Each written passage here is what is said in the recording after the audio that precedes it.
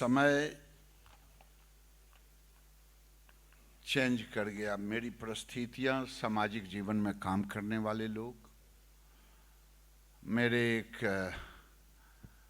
Senior colleague constituency में उनके पिताजी का देहांत, इस कारण से मेरी मजबूरी है कि मुझे जाना पड़ रहा है। मैं कलम्मा के तमाम पूरे परिवार को धन्यवाद देता हूं, बधाई देता हूं। जरूरत से ज़्यादा मेरे विषय में कह दिए। मैं इन्हीं से सीखा। जब ये पहली बार हमारी इनकी बातें हुई, सामने जायसवाल जी बैठे हैं, कई लोग बैठे हैं, उदय तिवारी बैठे हैं। आज मेरी मुलाकात हमें रिसीव करने के लिए डॉक्टर आए थे। टुकड़े टुकड़े में मेरी बातें होते रहती है।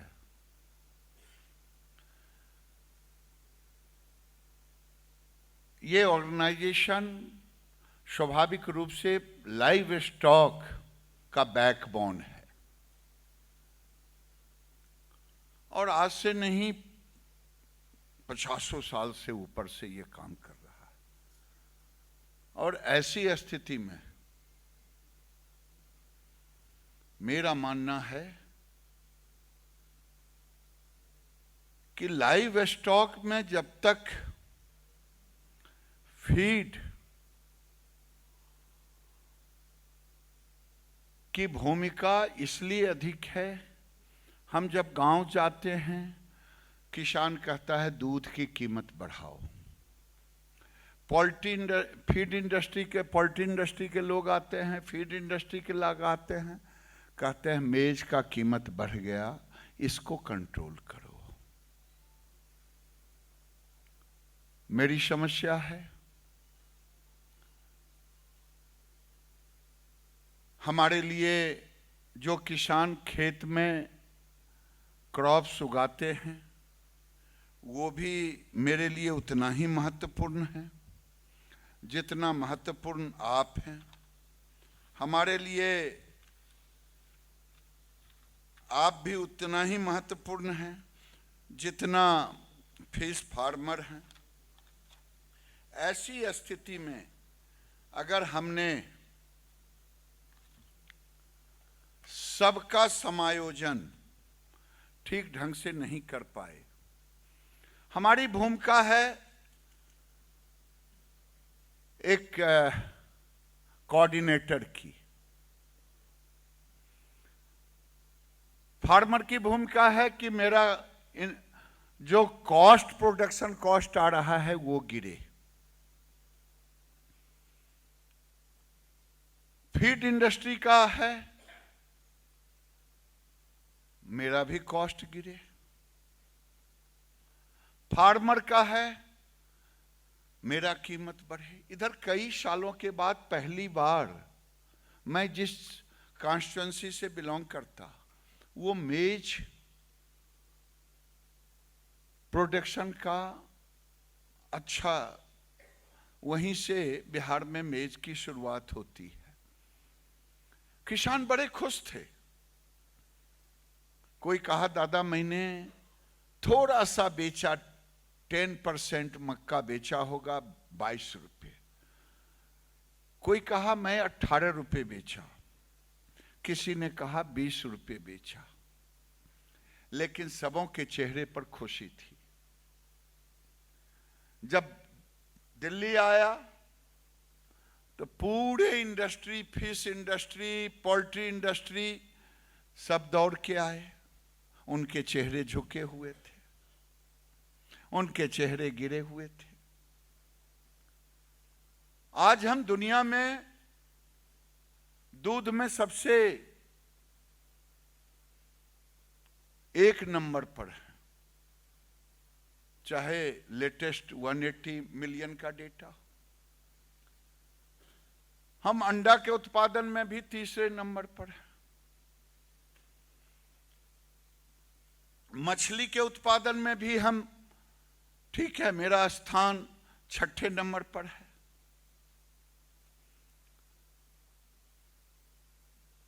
भारत के अंदर अगर देश के प्रधानमंत्री ने एक अलग मंत्रालय बनाया है तो मुझे निश्चित रूप से आपको मजबूत करना होगा। मैं पीछे आईवी ग्रुप के कार्यक्रम में गया था छत्तीसगढ़, वहां भी समस्या इसी तरह की थी। जब मुझसे मिलने आए तब भी वही समस्या थी। हम केवल अगर आपके सामने रखें आज प्रधानमंत्री क्यों आखिर इस विभाग को अलग किया, आप देखेंगे गेहूं का पूरा जो डेटा है पीछे से प्रीवियस फाइनेंशियल ईयर का 2 साल पहले का 2,62,000 करोड़ चावल का है, 1,53,000 करोड़ गेहूं का है, 6,14,000 करोड़ दूध का है। यानी सीरियल क्रॉप अगर धान और गेहूं मेजर है उससे ज्यादा किसानों के पास पैसा आ रहा है। वो आ रहा है किस चीज से? लाइव स्टॉक से। हमने अभी भारत के अंदर में 8,000 किलोमीटर समुद्र के किनारे हैं, कोस्टल एरिया है। लगभग 14 लाख हेक्टेयर ब्रैकिश वाटर है, जिसके कारण आज दुनिया जानता है टेक्सटाइल का 48,000 करोड़ का एक्सपोर्ट हुआ। सबके जुबान पर है कि एक्सपोर्ट करने वाली ये सेक्टर है, लेकिन एनिमल हस्बेंड्री सेक्टर ने लगभग 75,000 करोड़ का हम पिछले वर्ष एक्सपोर्ट किए। वो किस सेक्टर में किए? दूध में हम नहीं कर पाए, क्योंकि हमारा दूध का कॉस्ट दुनिया के दूध के कॉस्ट से अधिक है। हम एक सेक्टर को लेते हैं, केवल अगर 2 देशों का लेते हैं, हमारा दूध 3.5 लीटर जो हमारे पास जानवर है, अगर सबको मिला दें ऊपर नीचे, exotic, non exotic, describe, non describe, सारे को मिला लें और न्यूजीलैंड का लेंगे तो 13 लीटर है। लेकिन मेरा दुर्भाग्य है कि हम नेग्लिजिबल एक्सपोर्ट कर रहे हैं और वो 93% एक्सपोर्ट कर रहा है। मैं 2 ही फिगर आपके सामने रखना चाहता हूं। उसी तरह ऑस्ट्रेलिया को लेता, ऑस्ट्रेलिया का तो और 16 लीटर है, हमारा वही है 3.5। इसका एक्सपोर्ट कम है, 25 है। अब हमको ये देखना है कि हमारे यहां जो दूध का उत्पादन हो, एक सेक्टर के ऊपर मैं आपके साथ, उसमें आपकी भूमिका हर जगह है। आपके बगैर ये सेक्टर, जिसको कहते हैं मछली बिन पानी रह नहीं सकता, उसी तरह से फीड बगैर लाइव स्टॉक रह नहीं सकता।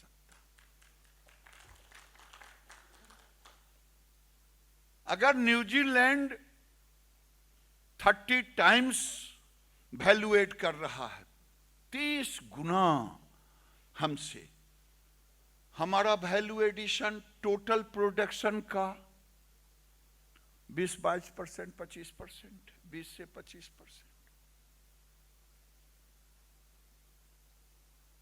और हम कंपीट नहीं कर पा रहे हैं। अभी भारत की सरकार ने, प्रधानमंत्री ने 13,500 करोड़ रुपया मुझे दिया है। इसलिए दिया है कि लाइव स्टॉक में सबसे बड़ा डिजीज है एफएमडी। एफएमडी के कारण 30% किसानों का प्रॉफिट गिर जाता, रोग हो जाता, कमजोर हो जाता, फर्टिलिटी इनफर्टिलिटी में बदल जाती। अभी तक ये सेंटर स्टेट का स्कीम था, 60% हम, 40% स्टेट। अब 100%, क्योंकि जब मेरा बोवाइन मीट, जैसे मैंने कहा कि 47,000 करोड़ हमने मछली भेजा पिछले बार, और 28,000 करोड़ का लगभग बोवाइन मीट भेजा, बेफेलो मीट। लेकिन कई देशों ने कई कारणों से रहा होगा, उसने कहा आपके यहां एफएमडी है। अब इतना बड़ा देश स्वाइन पर, पिग पर हम नग्जेबल हैं, हम इंपोर्ट कर रहे हैं। ठीक है, वो इंस्टीट्यूशनल इंपोर्ट है, होटल करते हैं थोड़ा बहुत। लेकिन मेरे लिए चुनौती है, नॉर्थ ईस्ट इतना बड़ा, उनके कंजम्पशन के लिए भी हम पूरा नहीं कर पा रहे हैं। अभी हमने तय किया है, जिसकी शुरुआत मेघालय राज्य के साथ मिलकर के, कि हम पूरे सेचुरेशन पर ले जाएंगे। अगर 50 लाख पिगलेट की अगर ईयरली नॉर्थ ईस्ट को जरूरत है, तो हम उसे पूरा करेंगे, हम उसे भी पूरा करेंगे। आज पंजाब हरियाणा में मशरूम ग्रोथ की तरह ही 5 साल में पिग फार्मर्स अपने अपने नया फार्म डेवलप कर रहे हैं। और वो मेरे लिए है कि एक्सपोर्ट हम कैसे करें। तो मुझे मिल्क का प्रोडक्शन बढ़ाना है। मिल्क के प्रोडक्शन बढ़ाने के लिए, ठीक है, जो एक्जॉटिक ब्रीड हैं वो हैं, अपने रास्ते से काम कर रहे हैं। उनका योगदान रहा देश में, अगर दूध का उछाल आया तो रहा। लेकिन हम ये भी कंपैरेटिव कर रहे हैं। अगर 20 लीटर दूध देने वाली गिर गाय है और 30 लीटर दूध देने वाली एक्जॉटिक है, किसान खुद कंपेयर करे, हम किसी पर थोपने के लिए नहीं। कि तुम देखो कितने साइकिल वो कैविंग बच्चा देती है, दूध देती है, कितनी उसकी आयु है, कितना फैट और एसएनएफ आता है, तुम तय करो। मैं इसमें नहीं, मैं तो एक फैसिलिटेटर हूं। लेकिन यह भी मैं देख रहा हूं कि डे बाय डे एक फिगर देख रहा था, इंडिजिनस ब्रीड के एआई स्ट्रॉ की मांग बढ़ रही है। अब भारत सरकार ने एक नीतियां बनाई, अब उसमें हम इंडिजिनस ब्रीड को कंजर्व भी कर रहे हैं, ईटी टेक्नोलॉजी को भी ला रहे हैं, आईवीएफ टेक्नोलॉजी को ला रहे हैं। भारत की तुलना ऑस्ट्रेलिया, न्यूजीलैंड और अमेरिका, ब्राजील से नहीं कर सकते, क्योंकि गाय में उनके लिए मेल और फीमेल दोनों बराबर है। मेरे यहां गाय पूजनीय है। हम अब सॉर्टेड सेक्स सीमेन ला रहे हैं। तो कई चीजों, मेरा लक्ष्य है कि 2025 तक भारत के अंदर अपनी टेक्नोलॉजी भी हम बना रहे हैं। और जो जिनके पास, अमेरिका के पास टेक्नोलॉजी है, उनको भी कहा है कि अगर तुमने दाम घटाया तो मेरा डोज बढ़ेगा, नहीं तो मैं इंतजार करूंगा। 6 महीने के अंदर मेरा भी टेक्नोलॉजी आ रहा है और मैं किसानों को 200 रुपए ये सॉर्टेड सेक्स सीमन दूंगा, जिसमें केवल बछिया पैदा होगी। और जिस दिन हमने इस काम को कर लिया देश के अंदर लगभग 10 करोड़ बोवाइन कैटल है, लगभग 11 करोड़ हमारे पास बैफेलो है। उस दिन भारत के किसानों की आमदनी लगभग 15 लाख करोड़ ज्यादा हो जाएंगे जब उनके पास केवल बछिया आएगी। लेकिन यह होगा, हमें दुनिया के साथ कंपीट करना होगा तो फिर फीड आ जाएगा। अगर हम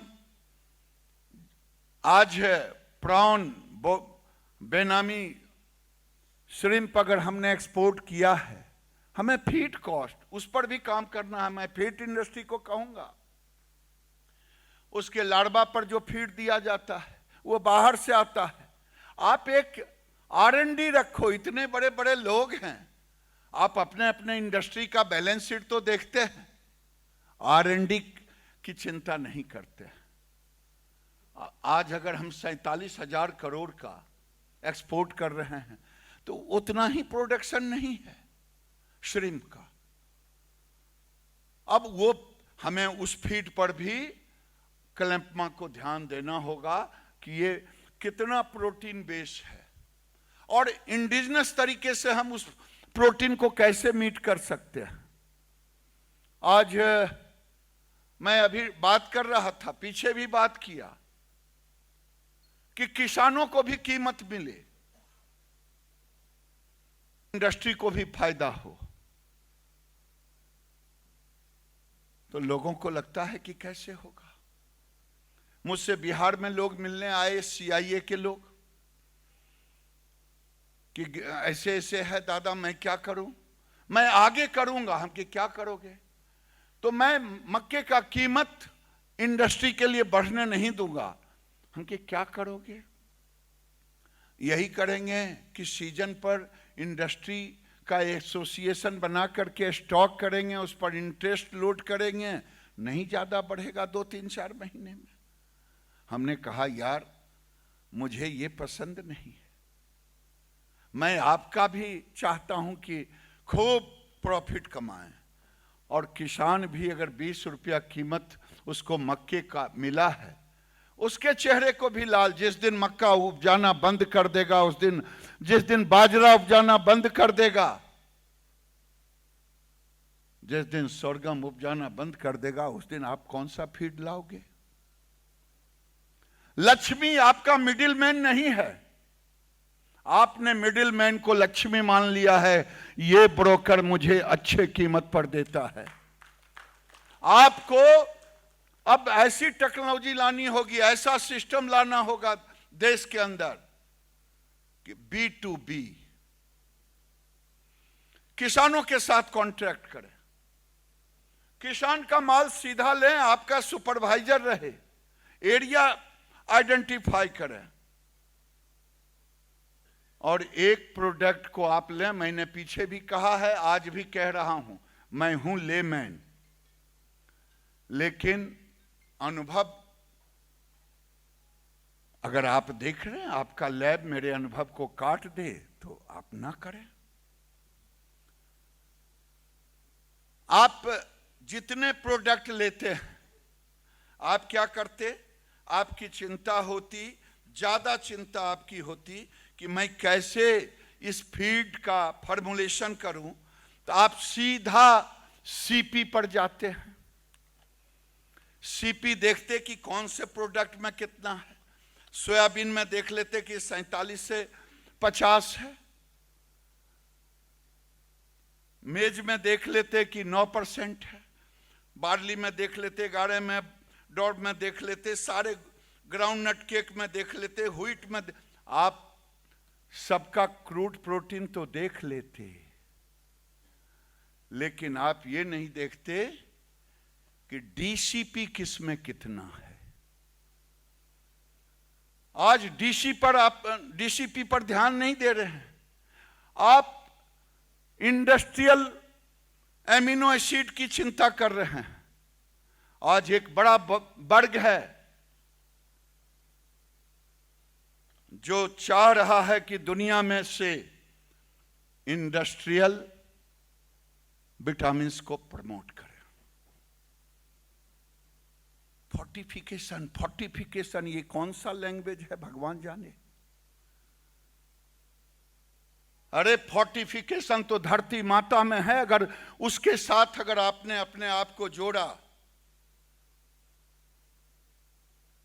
आप एमिनो एसिड की चिंता नहीं करते, क्योंकि आपको कॉम्पिटिटिव माल बाजार में देना है। राम का बाजार में कहेंगे कि 18% प्रोटीन का है, हम भी कहेंगे कि हम भी 18 दे रहे हैं। किसी ने एमिनो एसिड का फॉर्मुलेशन उसमें किया, किसी ने नहीं किया। आज देश को जरूरत है, सीपी को देखें तो देखें, कलम्पमा डीसीपी पर भी ध्यान दें। और मैं आपसे आग्रह करता हूं,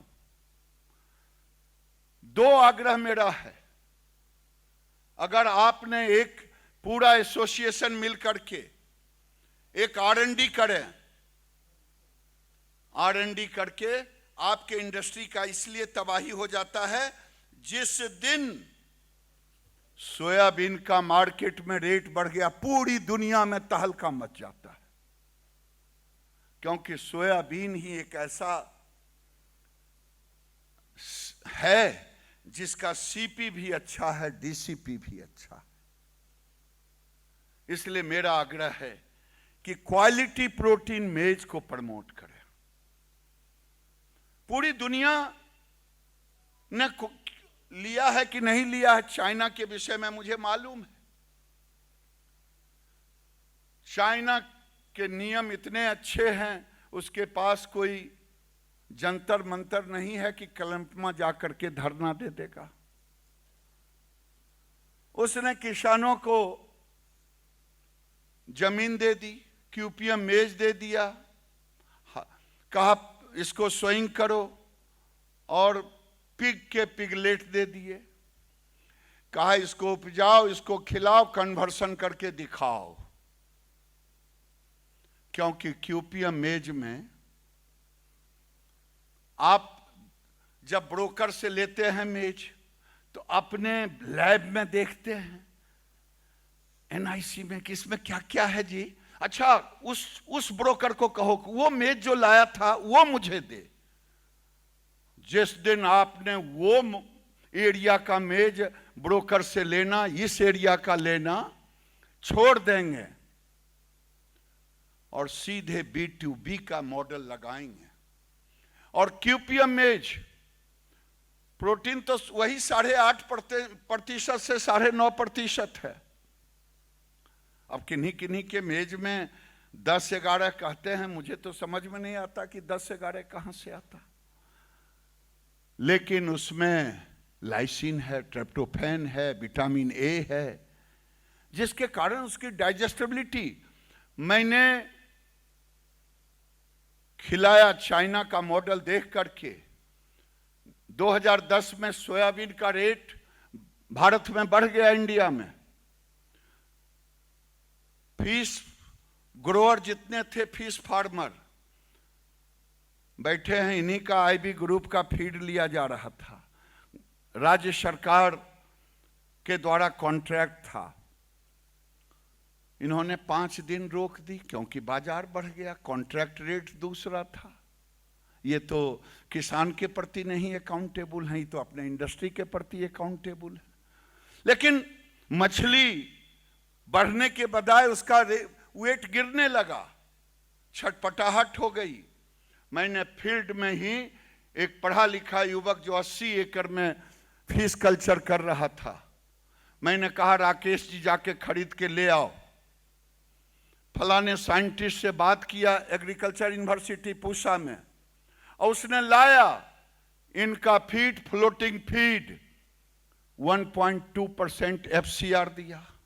और क्यूपीएम मेज अकेले क्रश करके बॉयल किया, डाला तालाब में, उसका 1.6 आया। काहे को आईबी ग्रुप का लेगा, काहे को सीबी ग्रुप का, काहे को अमृत का लेगा, काहे को दूसरे का लेगा?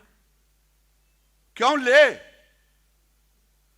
न आप किसान की चिंता करते जो बेस मटेरियल पैदा करता, न आप चिंता करते छोटे छोटे फार्मर का। आपको ये जिम्मेदारी लेनी पड़ेगी, क्योंकि आप ही ब्रीज हैं, आप ही किसान और लाइव स्टॉक फार्मर के ब्रीज हैं। अगर आपके पास केवल इंडस्ट्री का बैलेंस देखेंगे तब ये काम नहीं होगा। जब देश का बैलेंस देखेंगे और उस फार्मर को भी देखेंगे जो लाइव स्टॉक का फार्मर है, और उस फार्मर को देखेंगे जो क्रॉप्स का फार्मर है। मैं डंके की चोट पे कहता हूं, कोई फीड इंडस्ट्री इस लाइन पे जाएगा नहीं, क्योंकि लफड़ा कौन ले, किसानों से लो, फिर जीएसटी कैसे, वो कैसे, ये कैसे, कई तरह के चीज। आपकी कठिनाई है, लेकिन उन कठिनाइयों में दिखाएं। मैं डंके की चोट पे कहता हूं, मोरिंगा को लें, चाहे वो फिश का हो, चाहे कैटल का हो, चाहे पोल्ट्री का हो। मैंने खुद देखा है, 50 ब्रॉयलर का डे ओल्ड चिक को रख दिया एक कमरे में, दूसरे कमरे में उसको स्टार्टर दिया इंडस्ट्रियल फीड का, दूसरे को मोरिंगा का लीफ दिया। एक हफ्ते में 5 ग्राम के वेट में अंतर आया, केवल 5 ग्राम के अंतर आया। लेकिन हमारा कॉस्ट तो कुछ नहीं लगा ना, आपका तो 32 रुपये 40 रुपये स्टार्टर का लग गया।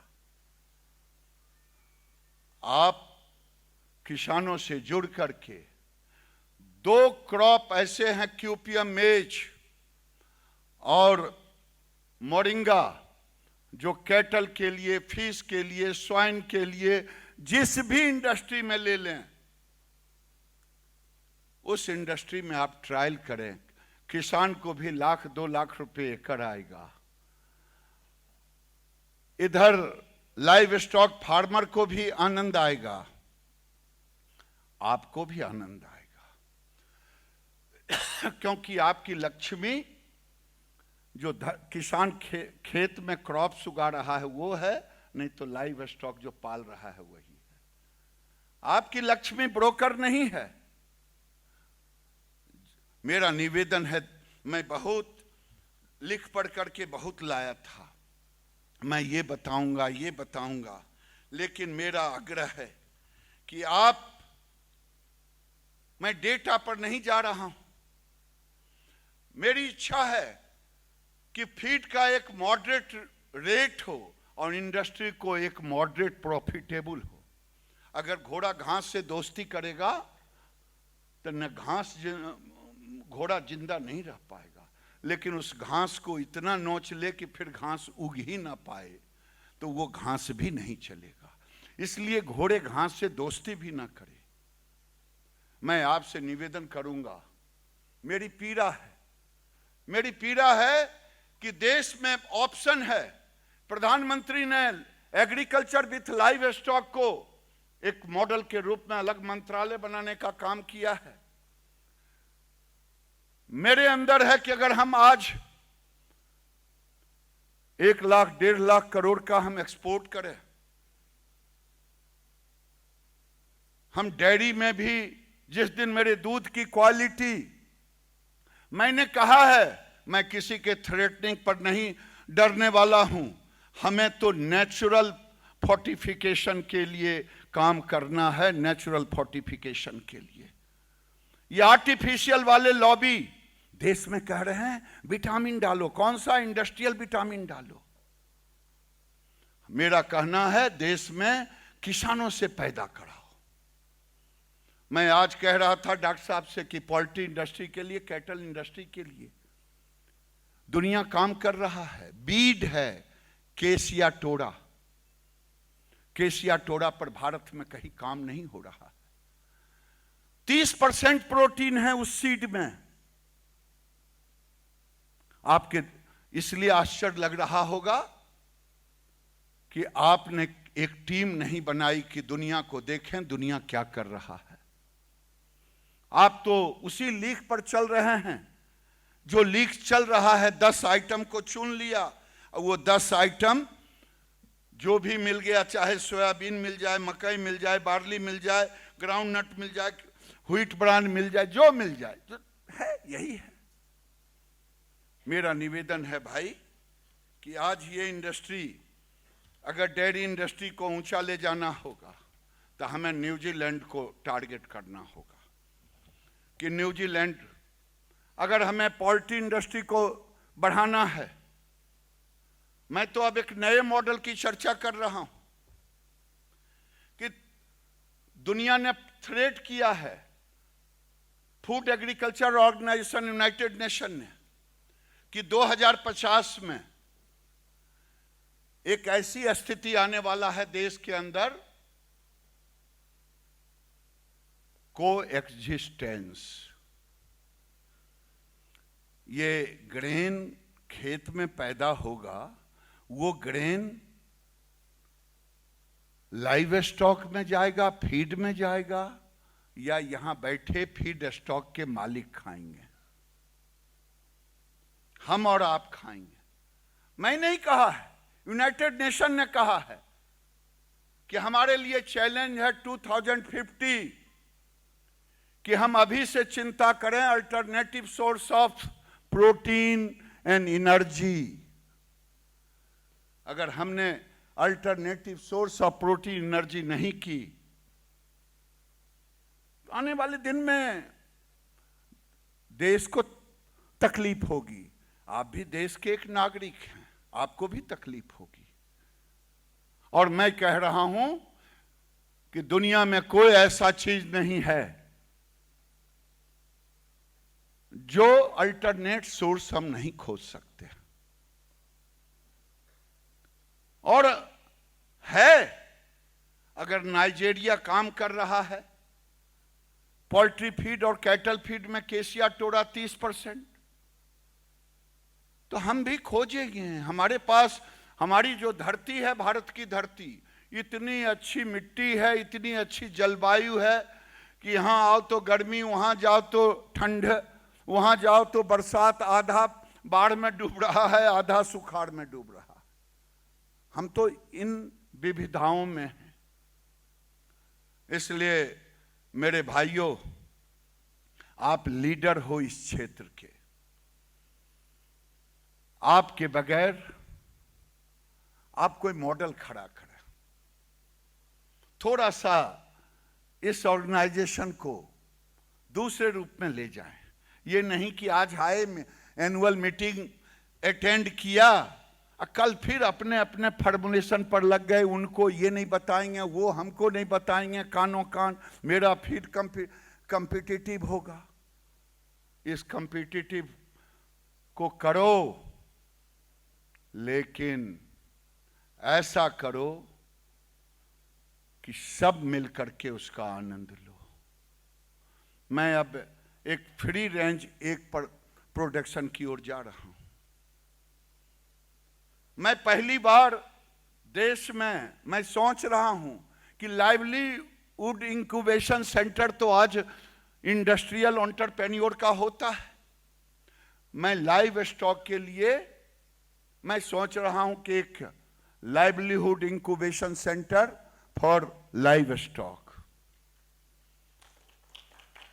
क्योंकि आज के बच्चे, मैं आईआईटी दिल्ली से इंटरेक्ट करते रहता हूं,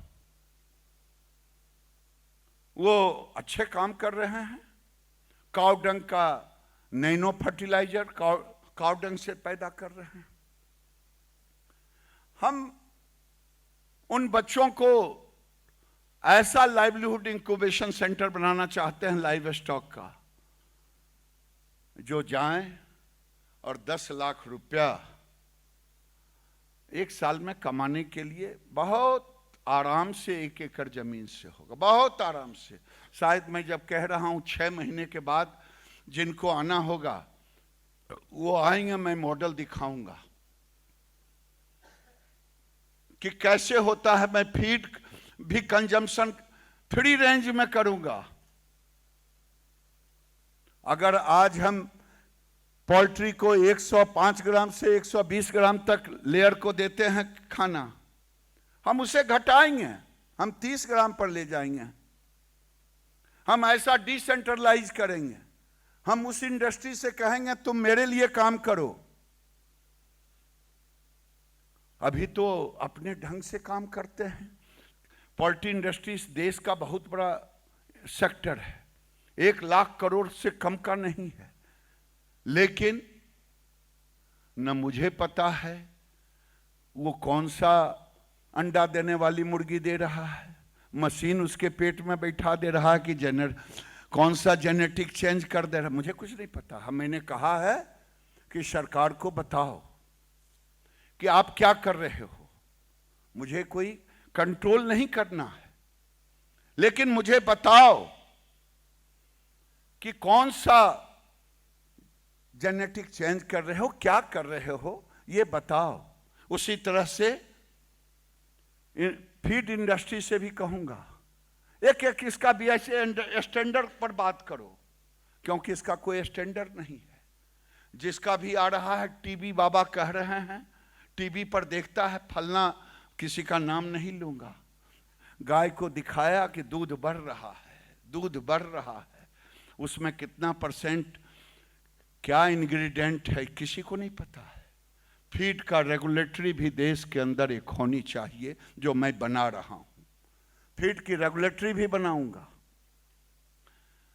और हर क्षेत्र में डेयरी के लिए मैंने आपको बताया गाय और भैंस का कैसे नस्ल सुधार होगा, कैसे आज मेल के बदले फीमेल बछिया होगी, फीस के लिए भी बताया।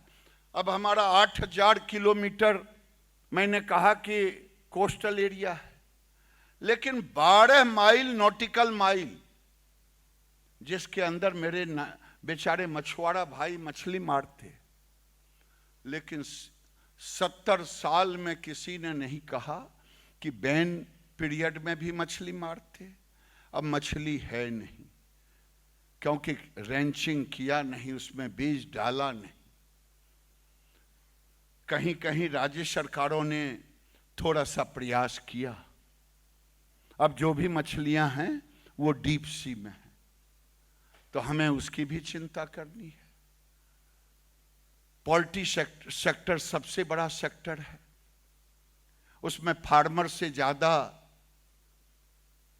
सिक्योर्ड पोल्ट्री इंडस्ट्री के लोग हैं, क्योंकि फार्मर तो बेचारा 10 रुपया चिक अगर बच जाए 2 केजी के चिक में साल भर के हर साइकिल में, वो खुश होता है।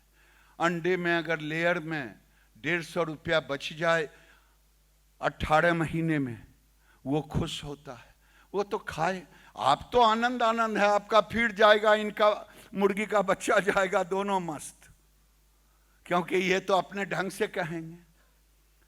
तो मैं निवेदन कर रहा हूं, मैं आपको कॉर्नर करने नहीं आया हूं, आपसे फोल्डेड हैंड रिक्वेस्ट करने आया हूं। आप थोड़ा इमोशन के साथ आगे आएं और फार्मर जो क्रॉप्स उगाता है, एक नया मॉडल छोटा सा शुरू करके देखें। जो जिस स्टेट में है वहां देखें, अगर वहां वो क्रॉप्स नहीं हो सकता दूसरे स्टेट में देखें, लेकिन 100-200 एकड़ के किसानों के साथ जुड़ें। Quality of seed, breeder seed, producer seed, आप सब सीड पर काम करें, साइंटिस्टों के साथ भी आपका इंटरेक्शन हो। नतीजा हुआ कि जब किसानों को कीमत नहीं मिलने लगा तो किसान ने क्यूपियम मेज को लगाना छोड़ दिया, क्योंकि वो भी 12 रुपया, ये भी 12 रुपया। उसका यील्ड 8 टन फील्ड में, लैब 10 टन, इसका लैब 8 टन, फील्ड में 6 टन। तो ये 6 टन 8 टन के बीच में जो गैप हुआ, उसको कौन देगा, उसको कौन पहचानेगा?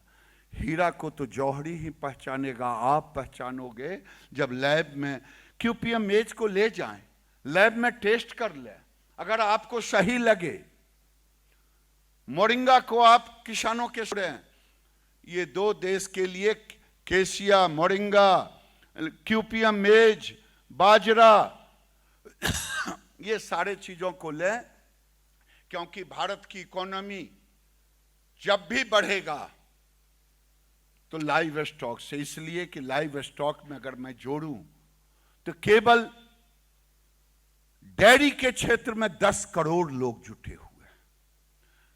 पोल्ट्री फार्मर 5,000 से लेके 1 लाख एब बर्ड का है। ये लाखों लाख के तादाद में है। अभी तक भारत के अंदर सबसे अनटचेबल रहा है, वो रहा है पिगड़ी और गोटरी। सीप हमारे यहां पहले ऊलन के लिए पाला जाता था, लेकिन 30 माइक्रोन के ऊल आने के कारण वो यूज में नहीं आने लगे। अब हमने 4 स्टेट 5 स्टेट जो हिमालयन स्टेट हैं, जिसमें अरुणाचल है, हिमाचल है,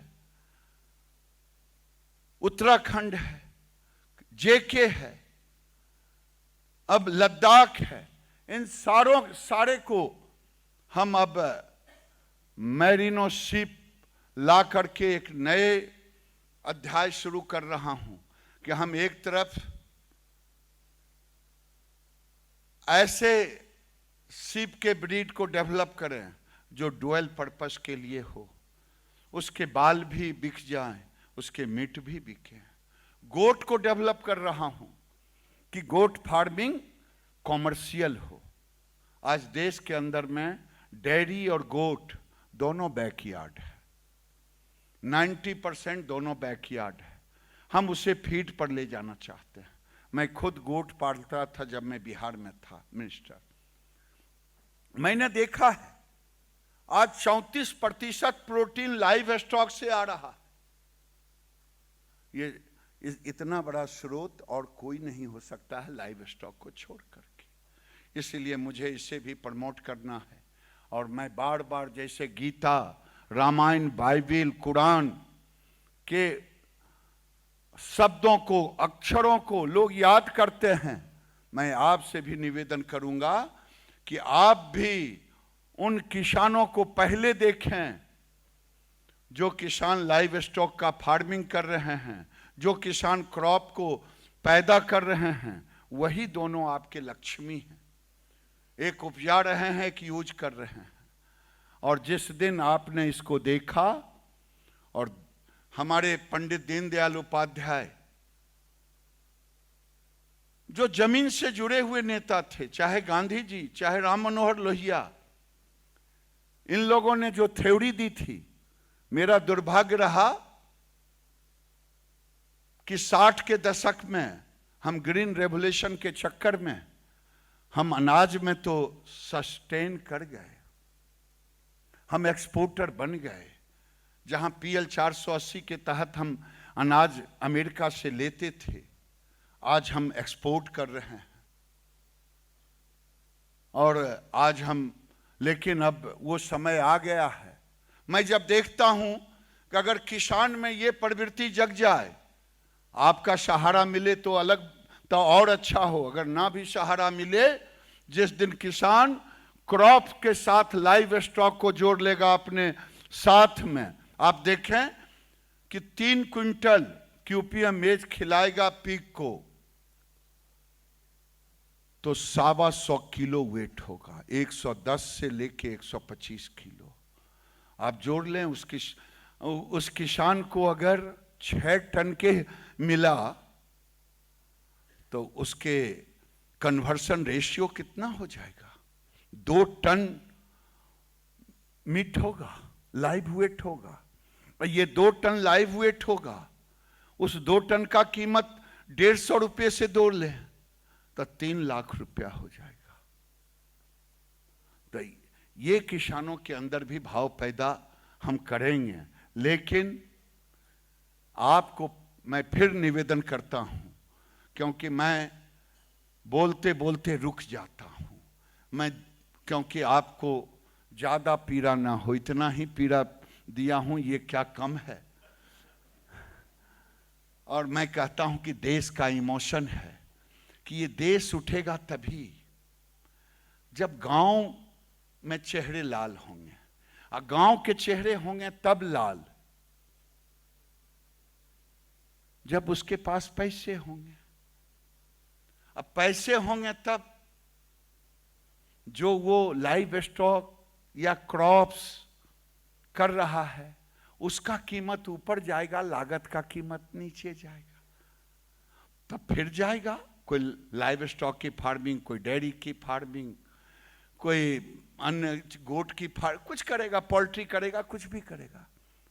और फिर उससे पैदा होगा कच्चा माल, और कच्चे माल से लगेंगे कलैंपमा के उद्योग धंधे, फलेंगे फूलेंगे, और उद्योग धंधे से मिलेगा रोजगार, और रोजगार से बढ़ेगी चीजों की मांग, मांग से मिलेगा उचित दाम, और दाम से होगा पूंजी का निर्माण, और पैसा जाएगा फिर खेत की ओर। अगर इस थ्योरी को अगर आपने साथ लिया तो आपका भी कल्याण और देश के किसानों की भी हालत सुधरेगी। और आज जो देश में लगभग 20 करोड़ से कम फार्मर सब मिला के नहीं हैं, चाहे वो फिश फार्मर हो, चाहे पोल्ट्री फार्मर हो, चाहे डेयरी हो, किसी भी क्षेत्र में हो, इन फार्मरों का कस्टोडियन आप हैं, आप दोनों के कस्टोडियन हैं। मेरा निवेदन है, मैं आया था पूरा किताब उताब लेकर के आपसे कह, लेकिन मुझे लगा इन आंकड़ों के जाल में मैं आपके साथ नहीं पढ़ना चाहता, क्योंकि ये आंकड़े तो आपके पास में भी पूरे पुलंदे के साथ में हैं कि देश आज हम बड़ी तेजी से ग्रो कर रहे हैं। आप नहीं मानेंगे, हमने मछली का प्रोडक्शन रेट रखा है 9% पर ले जाएंगे, दूध का 6.5% है।